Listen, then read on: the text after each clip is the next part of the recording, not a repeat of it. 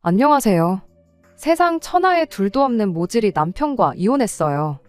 원인 제공은 남편보다 염치 없는 신우와 내 딸만 딸이라는 시어머니 때문이긴 하지만 중간 역할을 하기는커녕 세상에 자기 가족들만 소중하다는 남편인데 그걸 참고 견디는 게 아니고 가족 품에 돌려주는 게 맞겠다 싶었습니다.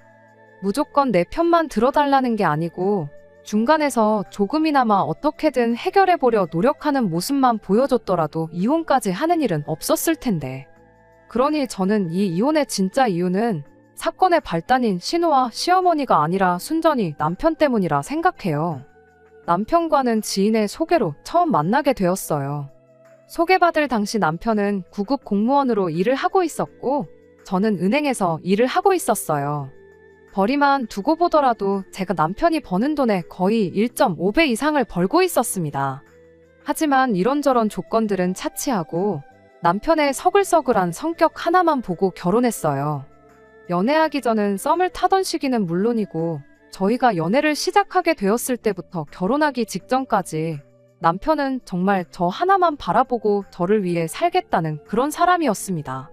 결혼하기 전 처음으로 서로의 경제 상황을 오픈했을 때 그때 처음으로 연애하는 동안은 나누지 않았던 이야기들을 나눴어요. 홀어머니 아래로 신우까지 있었기에 애초에 처음부터 남편한테 얼마나 많은 돈이 있겠구나 하고 기대하지는 않았습니다. 그런데 생각보다 모아놓은 돈이 조금 있더라고요. 이야기를 들어보니 가정 형편상 원래는 몸은 좀 힘들지라도 돈을 많이 주는 직장을 다녔었다고 해요. 일주일에 거의 70시간 가까이 주말도 없이 일하면서 몸을 갈아 넣으면서 돈을 벌었답니다. 그래도 그때 당시에는 열심히 일하면 한 만큼 보상이 돌아온다는 생각으로 힘든 거 참아가면서 누구보다 열심히 살아왔다고 합니다. 그리고 다니던 직장에서도 어느 정도 인정을 받고 있었다고요. 그런데 난데없이 사장이라는 사람이 사업을 자식한테 물려주겠다며 2명의 자식을 일터로 데려왔고 실력은 없으면서 의욕만 넘치는 두 윗대가리가 그간 남편과 다른 직원들이 뼈를 갈아 넣으면서 이뤄놓은 시스템 구조부터 갈아엎기 시작했다 해요. 입에 발린 소리 못하는 남편 성격상 사장의 두 아들과 불협화음이 생기기 시작했고 그나마 남편이 월급을 많이 가져갈 수 있던 게 추가 근무로 나오는 잔업수당이었는데 그걸 마치 남편이 회사 돈을 빼돌리는 것처럼 사장한테 보고를 했답니다. 결국 그렇게 잘 벌던 돈도 줄어들고 출세길도 막히게 된 남편이 치를 떨면서 직장을 그만두고 공무원 공부를 시작하게 된 거라고 하더라고요. 돈은 적을지언정 시키는 일만 하면 되는 그런 일을 해야겠다 싶었는데 아무리 봐도 공무원만한 게 없어 보여서 선택했다고요. 이야기 들어보니 죽을 똥 살 똥 공부하면 합격까지 1년 정도면 된다. 뭐 그런 이야기를 듣고 일주일에 70시간씩 일을 했는데 공부라고 못할 거 없나 싶어서 자신있게 회사를 그만두고 공부를 시작했답니다. 예상보다 1년이라는 시간이 더 걸리긴 했지만 결국엔 남편은 공무원 시험에 합격하게 되어 일을 시작할 수 있었고요. 모아놓은 돈이 그나마 있었던 이유는 공무원 공부 시작하기 전에 다니던 직장에서 모아놓은 돈이 조금 남아있는 상황에서 일을 시작했기 때문이라고요. 나이에 비해 9급이라는 것 낮은 직급부터 해서 홀어머니의 어린 신우까지 딸린 가정환경에 조금 걱정스러운 부분이 있었지만 이 이야기를 듣고 남편이 책임감 있고 목표한 바를 이뤄내는 악바리 근성까지 가지고 있는 사람이라는 생각이 들었죠. 연애하는 내내 저한테 잘했다는 건 덤이고요. 또한 저희 친정 부모님도 남편을 마음에 들어 하셨어요. 어떻게 모든 게 다 마음에 드는 사람이 있겠냐고. 이것 따지고 저것 따지고 원하는 조건에 100% 맞는 사람은 세상에 없다고. 그래도 저한테 잘하고 생활력 있고 책임감도 있으니 지금 당장보다 미래를 생각해 보라시면서요. 그리고 공무원이 9급으로 들어갔다고 평생 9급으로 있는 것도 아니지 않냐. 결국 나중 가면 벌이는 다 비슷해진다며 안정적인 직장을 다니고 있는 게 어디냐고 하셨지요. 당장 조금 모자란 부분은 저희 친정에서 도와준다고 하시면서요. 남편이 모아놓은 돈이 있다고 한들 제가 애초에 생각했던 것보다 많았을 뿐이지 그게 엄청 많은 액수는 아니었어요. 남편이 모아놓은 돈으로는 신혼살림 장만하고 결혼식 비용하고 뭐 자동차 정도나 하나 뽑겠구나 그런 생각이었죠. 그리고 그런 생각을 갖고 있던 만큼 시어머니한테 바란 거 하나 없었습니다. 시어머니도 제가 그런 부분에 있어서는 마음을 쓰고 있었다는 걸 알고 있었는지 결혼하면서 딱히 저한테 요구해온 게 없었어요. 결혼식 준비하면서 문제가 있던 게 딱 하나 있었는데 시어머니가 아니라 신우하고의 문제였습니다. 앞서 말씀드렸던 대로 남편한테는 남편보다 3살 어린 신우가 있어요. 홀어머니지만 결혼하고 나서도 시어머니 생활비 문제로 골머리 썩을 일 없다고 생각했던 게 신우가 나이는 어릴지라도 벌써 진작에 결혼해서 가정을 꾸리고 살고 있었던 게 큽니다. 결혼 후 남편이 시댁에 생활비를 보태도 시어머니 한 분만 챙기면 되는 거였고 신우도 가정이 있는 만큼 어련히 시어머니를 챙기겠구나 싶었거든요. 적어도 시어머니 생활비를 저희 집만 독박 쓸 일은 없겠구나 생각했어요. 아무튼 다시 원래 이야기로 돌아와 결혼 준비하면서 신우와 있던 이야기를 해보겠습니다. 한참 결혼 준비하고 있는데 신우가 저희한테 축의금 대신 다른 걸 해주겠다며 먼저 이야기를 꺼내왔어요. 그래서 뭐 얼마나 대단한 걸 해주려나 싶었는데 신우가 자기 아들을 화동으로 세워주겠다는 거예요. 말씀드렸던 대로 저희 결혼할 당시에 이미 신우는 가정을 꾸리고 살고 있었고 아이도 벌써 6살이었거든요. 저희가 결혼식을 어떻게 올릴지 아는 것도 없으면서 상의도 없이 시조카를 화동으로 세우겠다는 것도 어이가 없는데 심지어 거기서 돈까지 요구하더라고요. 축의금 대신 해주겠다더니 그건 그거고 애가 수고했으니 수고비를 줘야 하는 거 아니냐고 아이한테 정당한 노동의 대가에 대해 조기 교육을 시켜주고 싶어서 그러는 거니 액수가 많을 필요는 없고 10만 원 정도만 챙겨주면 된다고 아주 당당하게 말을 하는 겁니다. 그때 제가 신우 말을 딱 끊어버리고 신우 제안에 거절을 했어요. 애초에 저는 제 결혼식이 엄숙하고 진지한 분위기였으면 싶었거든요. 그렇다 보니 화동이라던가 축가라던가 괜히 하객분들 산만하게 만들 법한 이벤트 같은 건 하고 싶지 않았어요. 그리고 꼭 화동을 세워야 한다면 저희 집 조카들도 있는데 별로 친하지도 않은 신우와 그만큼 애정도 없는 시조카한테 시킬 생각은 전혀 없었습니다. 그랬더니 그때 신우가 짜증을 내면서 애한테는 벌써 연습도 시켜주고 그래서 기대감이 큰데 애가 얼마나 섭섭하겠냐, 얼마나 서운해하겠냐며 저를 마치 애들 기분은 생각도 안 하는 그런 사람처럼 몰아가며 짜증을 내기 시작했지요.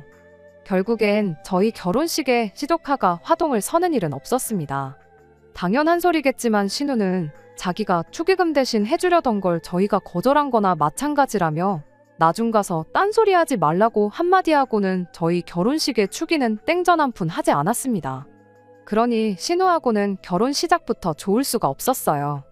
그래도 뭐 신우야 결혼해서 가정까지 꾸리고 살고 있고 애까지 키우고 있는데 마주쳐도 얼마나 마주치겠냐는 생각이었습니다. 시어머니하고는 문제가 없는 게 얼마나 다행이냐 생각했죠. 결혼할 때도 딱히 저한테 바라는 거 하나 없던 분이셨으니만큼 적어도 시어머니하고는 안 좋을 일 없겠다 생각했는데 결혼하자마자 그 생각도 내가 틀렸었구나 싶었죠. 남편과는 시어머니께 매달 생활비조로 40만 원씩을 드리기로 이미 합의가 되어 있는 상황이었습니다.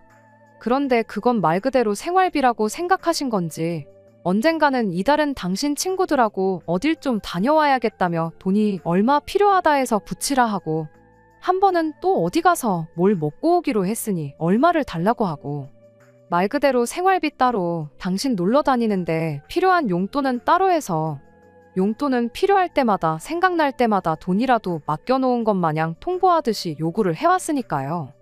맨 처음에야 시어머니가 이런 분인 줄은 몰랐었기에 어디 모처럼 놀러 가신다는데 재밌게 다녀오시라고 제 돈으로 달라는 용돈도 드리고 그랬었어요.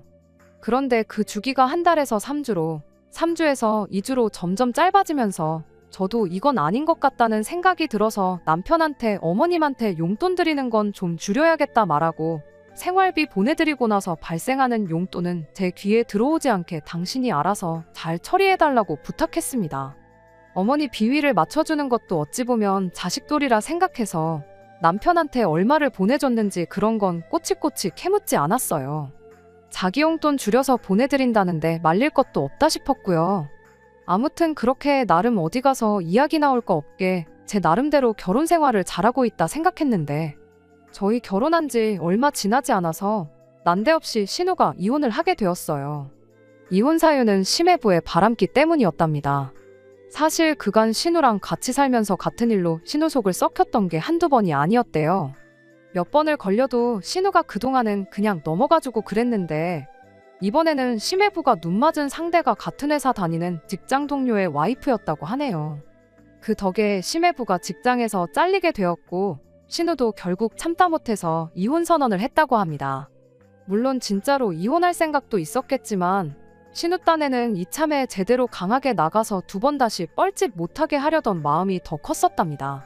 그런데 심해부도 너무한 게 그런 신우 한마디에 애도 같이 있는 상황에 신우 면전에다 대고 솔직히 내가 하룻밤 실수한 것 때문에 너 같은 여자랑 결혼해서 이게 다 뭐냐고 이혼 이야기 잘 꺼냈다고 당장에라도 이혼하겠다고 소리를 질렀답니다.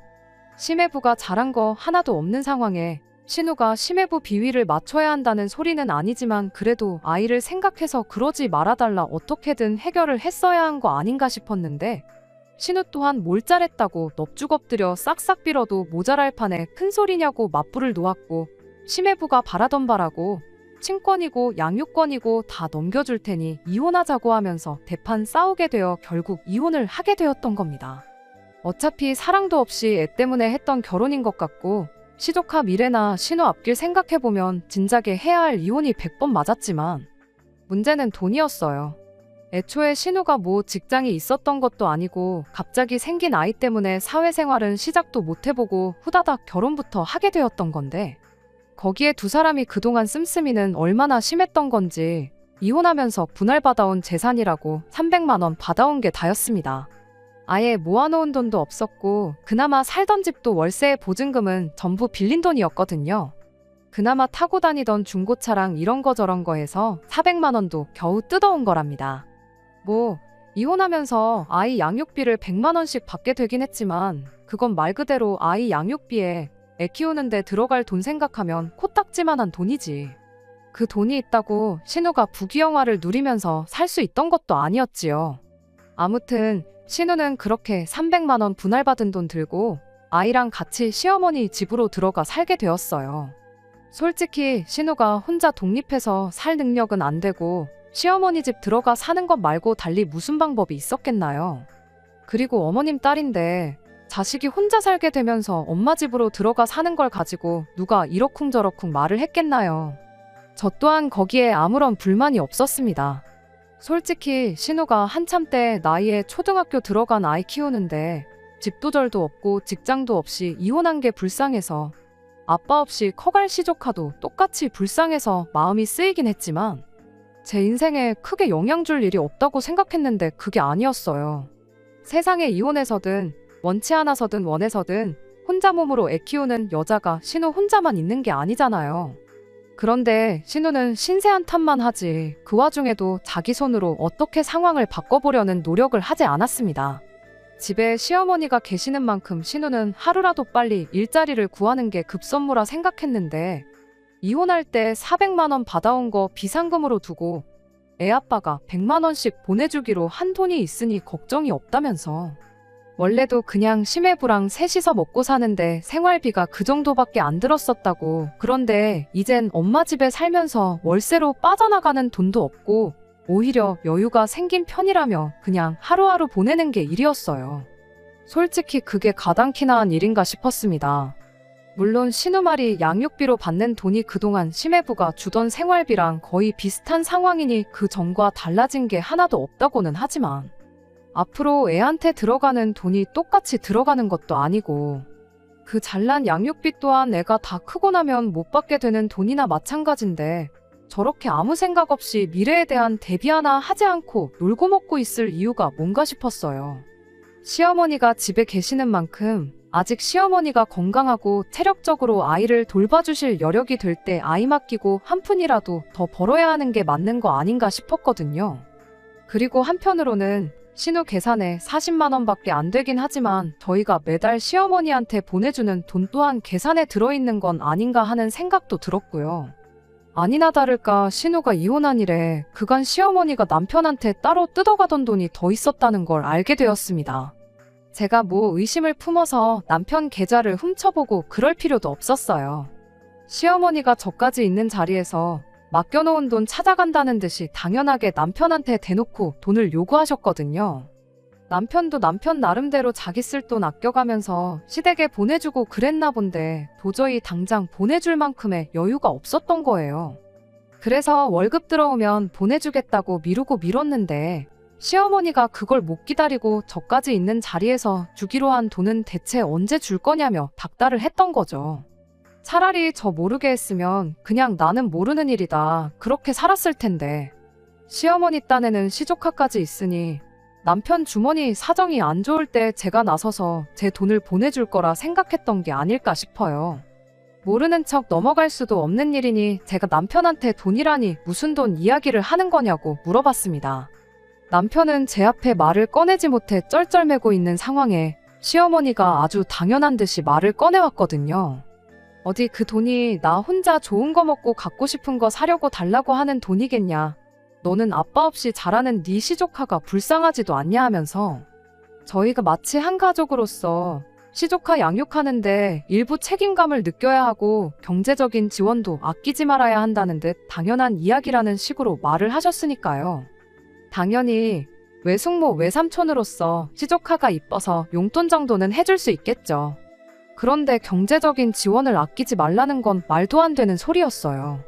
저희도 결혼해서 사는 부부이니만큼 저희 나름대로 자녀 계획을 갖고 있었는데 똑같이 애 키우는데 들어가는 돈이라면 당연히 앞으로 태어날 우리 애한테 써야지. 묻지도 따지지도 말고 달라고 할 때마다 돈을 쓰는 건 말도 안 되는 일이다 한마디 했지요. 시어머니는 입에 거품을 물면서 가족끼리 그 정도 해주는 게 뭐가 어려운 일이냐며 저한테 역정을 내기 시작했어요. 둘이 얼마나 버는지 뻔히 알고 있고 여유되는 것도 다 알고 있는데 가족한테 쓰는 돈이 아깝냐면서 말이죠. 그래서 솔직히 대답해드렸죠.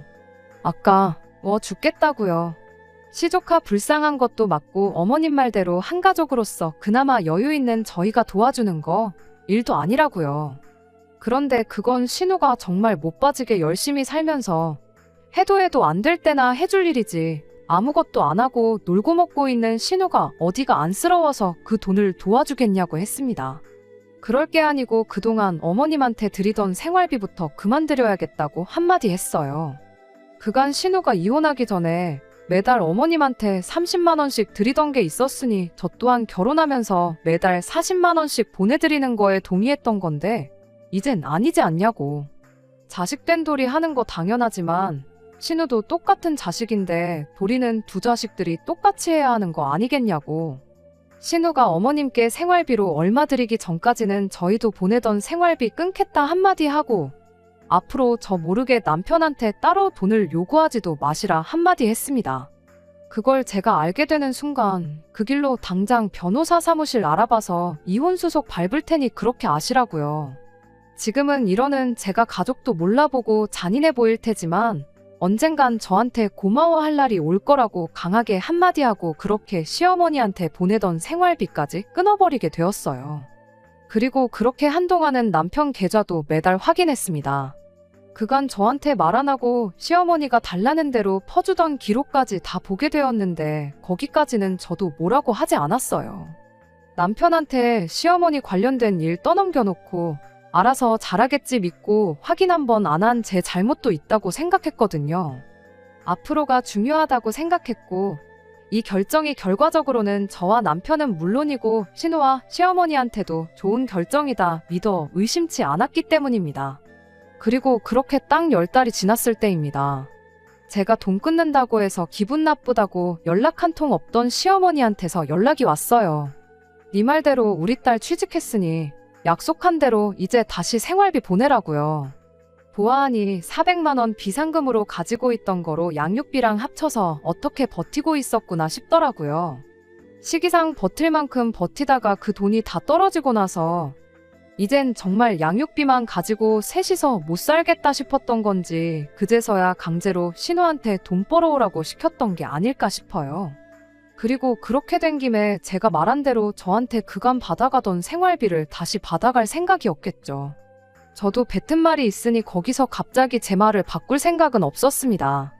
드리기로 한 거 다시 드리고 신우도 미래를 대비할 발판을 마련했고 이제 모두가 행복하게 살 일만 남았다고 생각했어요. 그래서 흔쾌히 시어머니 전화 끝나자마자 제 계좌에서 40만 원 빼서 보내드렸습니다.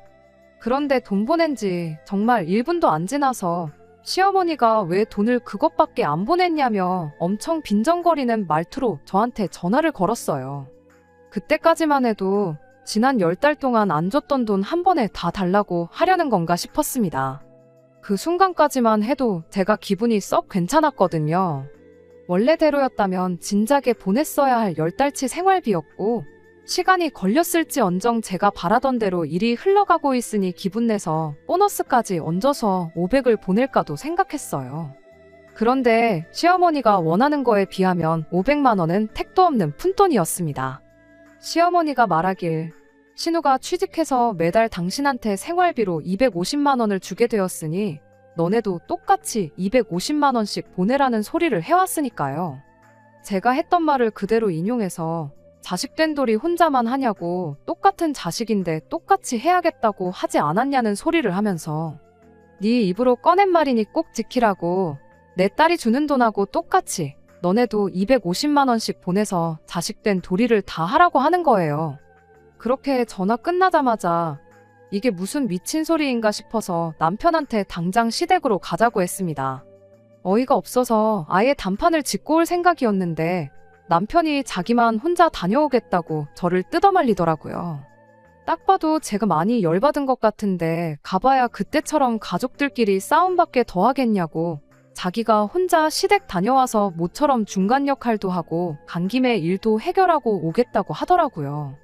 그간 시어머니가 달라는 대로 퍼주고 그러면서 자기가 일을 더 크게 만들어 왔던 걸 인지는 하고 있구나 싶었고 남편이 어느 정도 정신 차렸구나 싶어서 이번만큼은 그럼 남편 한번 믿고 맡겨보자는 심정으로 남편 혼자 시댁에 보냈습니다. 그리고 그날 시댁에서 중간 역할 맡은 바 소임을 다하고 돌아온 남편과 이혼을 결정하게 되었네요. 남편이 시댁으로 출발한 지 1~2시간이 지나서 집으로 다시 돌아왔어요. 시어머니가 저한테 빈정거린 것 치고는 이야기가 금방 끝났구나 싶었죠. 시댁까지 오며 가며 1시간은 좋게 걸리는 거리거든요. 그렇게 믿음직하게 집을 나섰으니 일도 잘 해결해서 돌아온 거다 싶었는데 돌아온 남편의 말은 신우가 주는 만큼 너네도 생활비를 보내라던 말보다 어이없는 소리였습니다. 자신만만한 표정으로 집에 들어와선 예상보다 이야기가 더 잘 끝났다면서 돈을 많이 아꼈다는 소리를 하더라고요. 원래 주던 돈을 다시 주겠다는 건데 돈을 아꼈다는 소리가 나올 때부터 뭔가 촉이 이상했어요. 40만 원 주던 걸 250을 달라고 하는데 그걸 무마시키고 주기로 했던 40만 원까지 깎아서 온 건 아니겠구나 싶었거든요. 아니나 다를까 남편이 저보고 당장 다음 주에 출근하고는 제 직장에서 대출을 이자 몇 프로까지 해서 내줄 수 있는지 알아보라고 한마디 던지더군요. 이미 대출 이야기 나왔을 때 이 인간이 무슨 사고를 치고 와도 단단히 치고 왔구나 싶었죠.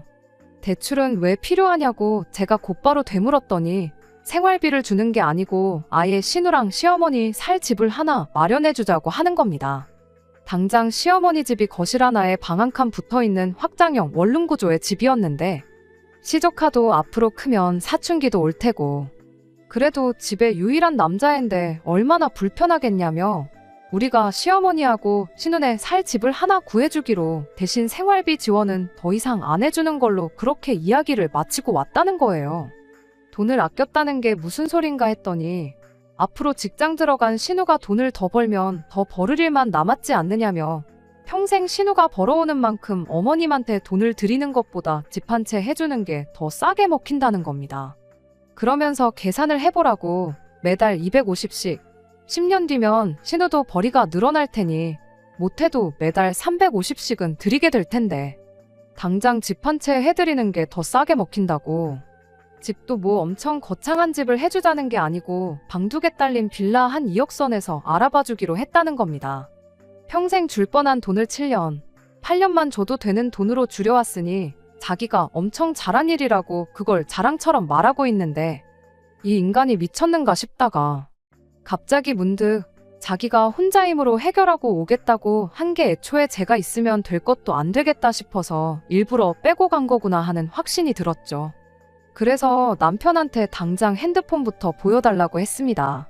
그동안 제가 남편이 시댁에 돈을 퍼주고 있는지 확인하겠다고 계좌는 살펴봤는데 그게 문제가 아니고 남편이 애초에 이 시자들하고 한통속이 돼서 무슨 작당모의를 하고 있었는지 알고 싶었거든요. 아니나 다를까 제가 시댁에 보내던 생활비를 끊고 나서부터 신우랑 시어머니까지 셋이서 단체로 톡방까지 파서 앞으로의 계획을 떠들어대고 있었다는 사실을 알게 되었어요. 내용은 이루 말할 것도 없이 충격적이었습니다. 시어머니가 걔는 돈도 잘 벌면서 더럽고 째째하다고 제 호박씨를 까고 있는 건 충격적인 말 축에도 들지 않았어요. 신우는 신우대로 나는 평생 일하면서 살 생각 없는데 그냥 오빠가 집 해준 거 받고 나서는 일을 그만둬야겠다 이딴 소리나 하고 있고, 남편은 그 와중에도 어떻게든지 가족들한테 한 푼이라도 더 퍼줄 생각으로 이 방법은 어떨까, 저 방법은 어떨까 아주 혼자서 피똥을 싸면서 아이디어를 짜내고 있는 내용까지 그냥 처음부터 끝까지 다 볼 것도 없었습니다. 남편한테 내가 이 내용을 보고도 그 돈을 해줄 것 같냐고, 앞으로 평생 시댁에 돈 한 푼 보낼 일 없으니 그렇게 할라 말하고 당장 시어머니한테 전화해서 아까 전에 내가 보내준 40만 원부터 다시 돌려받아오라고 한마디 했죠. 그랬더니 남편이 나지막한 목소리고 안 되겠다고 그럼 이혼하는 것 말고는 답이 없겠다는 소리를 하는 거 아니겠어요? 그래서 남편한테 지금 당장 대출받아서 신우한테 집 한 채 안 해주면 나랑 이혼하겠다는 소리를 하는 거냐고 다시 되물었어요. 그랬더니 남편이 아주 당당하게 이혼하면 재산 분할 받을 텐데 그거라도 받아서 해줘야 하지 않겠냐는 말도 안 되는 소리를 하는 겁니다. 남편한테 네 자식도 아니고 시조카한테 한 푼이라도 더 퍼주려고 나랑 지금 이혼하자고 하는 거냐고 한마디 했더니 내 자식은 아니더라도 우리가 한 가족 아니겠냐고, 내 가족을 남의 가족처럼 이야기하는 사람하고 어떻게 더 부부의 연을 맺고 있겠냐고 아주 자신있게 한마디를 하더라고요. 남편한테 나중 가서 후회하지 말라고 그리고 딴소리 하지 말라 그러고 그 길로 남편을 집에서 내쫓았어요. 남편이 이 집에 해놓은 거라고 살림살이 몇 개 해가지고 온 거밖에 없는데 내가 기분 나쁘다고 해서 내 집에서 나갈 이유는 하나도 없었으니까요. 그리고 이튿날 저는 출근도 하지 않고 바로 변호사 사무실을 찾았습니다. 변호사님한테 상담을 받으면서도 지금의 이 상황이 도무지 믿기지가 않고 어이가 없어서 웃음이 났다가 눈물도 났다가 아주 미친 사람이 따로 없었습니다. 변호사님을 통해 이혼 서류가 준비되자마자 며칠 지나지 않아서 남편을 불러내 만났어요. 남편이 그러더군요. 어차피 재산 분할해서 그 돈 받아 사주나 그냥 우리가 지금 대출받아 사주나 신우는 결국엔 집이 생길 거라고요. 그런데 꼭 이혼까지 해야겠냐고 또 당당하게 미친 헛소리를 하더라고요. 이 인간이 아직도 아무것도 모르고 맞벌이 했다고 지금 나한테서 재산 분할을 한 푼이라도 받아갈 줄 알아서 저러나 싶어서 그냥 그렇게 헛소리만 할 게 아니고 신우한테 돈이라도 조금 빌려다가 변호사나 한번 알아보라고 했어요. 당신이 이 집에 우리 재산에 기여한 게 얼마나 되느냐고요. 카드사에서 현금 서비스까지 받아가며 시댁에 퍼준 사람이 어디 우리 재산에 기여도가 있어서 우리 부모님이 해준 내 집을 분할받아갈 생각을 다 했냐고. 당신이 사가지고 온 살림살이는 내가 그대로 시댁에 보내줄 테니 당장 그 좁아터진 시댁에 그 많은 가정가구들 어디다 놓을지 생각이나 하라고 한마디 하고 자리에서 일어났어요. 그랬더니 남편 얼굴이 사색이 되어가지고는 사실 자기는 이혼 생각이 없다는 소리를 하더라고요. 어이가 없어서 무슨 소리를 하려는 건가 한번 드러나보자 하고 남편이 떠들게 내버려뒀는데 한다는 소리가 글쎄 제가 얼마나 시댁에 돈 한 푼 해주기 싫어하는 건지 그 의지를 보고자 저를 떠봤던 거라는 소리를 하더라고요. 그리고 제가 이렇게 이혼까지 결정할 만큼 시댁에 경제적인 지원을 해주기 싫어하는 걸 알게 되었으니 자기도 이제 제 뜻을 따라서 시댁에 돈 한 푼 안 해주기로 굳게 마음을 먹었다고요. 부부는 일심동체 아니겠냐고 혼자 횡설수설하면서 그만큼 저희 강한 의지를 봤으니 됐다고 당장 이 길로 시댁에 가서 앞으로 우리한테 땡전 한 푼 받아갈 생각 말라고 한마디 해주고 오자고 갑자기 혼자 전투의지를 불태우는 거예요. 그래서 남편한테 그럴 필요 없다고 괜히 나 때문에 가족들하고 멀어지지 말고 그냥 나랑 이혼하라고 했어요. 나야 서류상으로 맺어진 가족이지 원래 남 아니었냐고. 잉크가 설마 피보다 진하겠냐고. 그냥 도장 하나 찍으면 우리는 원래대로 남이 되는 거 알지 않냐? 서류 한 장으로 묶인 가족 말고 가서 진짜 가족들을 챙겨주라 한마디 하고 이혼 서류에 빨리 사인이나 하라고 했어요. 어차피 당신이 그간 시댁에 퍼준 것부터 해서 당신이 당신 가족들하고 나눈 톡까지 전부 다 이혼 사유가 된다고. 사인 안 해주면 안 해주는 대로 변호사 사서 소송부터 걸 테니 괜히 쓸데없는데 힘 빼고 돈 쓰지 말고 빨리 사인해서 소송비니 위자료니 그런 거 아끼고 날 추운데 집에 가는 길에 가족들 먹을 붕어빵이나 좀 넉넉하게 사가라고 한마디 해주고 자리에서 일어났습니다. 결국 남편도 제 뜻을 꺾을 수는 없겠다 싶었는지 손을 부들부들 떨면서 이혼 서류를 받아들더라고요. 그리고 며칠 지나서 작성된 서류를 등기로 보내왔습니다. 솔직히 이 서류 한 장이면 이제 이 결혼 생활도 끝이구나. 그런 생각을 해보니 정말 오만 가지 감정이 교차했어요. 남편이 이제 정신을 차린 것 같은데 다시 한번 기회를 줘볼까 싶기도 하고. 나라님이 국민들을 위해 이 한 몸 희생하겠다는 말을 믿지 저런 놈 믿고 기회를 주는 게 말이 되겠나 싶기도 하고 그랬어요. 결과적으로는 저 인간이 바뀔 인간이었으면 정신머리 똑바로 박힌 인간이었다면 애초부터 시댁에 돈 퍼주다 못해 내 집을 담보 잡고 지 가족들 살 집 하나 마련해주자는 소리부터 안 했을 거다는 생각이 들어서 그냥 그 길로 이혼 서류 접수하고 그렇게 남편하고 이혼하게 되었습니다. 이혼하고 나서 제 삶은 크게 달라진 게 없어요. 집도 그대로 같은 집에 살고 있고요. 물론 말한 대로 쓰던 가정가구들 전부 시댁으로 보내버린 덕분에 그걸 기회 삼아 집은 아예 새 집처럼 꾸며놓았습니다. 그간 시댁에 퍼준 돈이 대부분 남편 돈이었긴 하지만 여전히 생각해보니 아깝더라고요. 그래서 이번 기회에 돈 좀 모아서 친정 부모님 모시고 해외여행이나 한번 다녀올까 싶어요.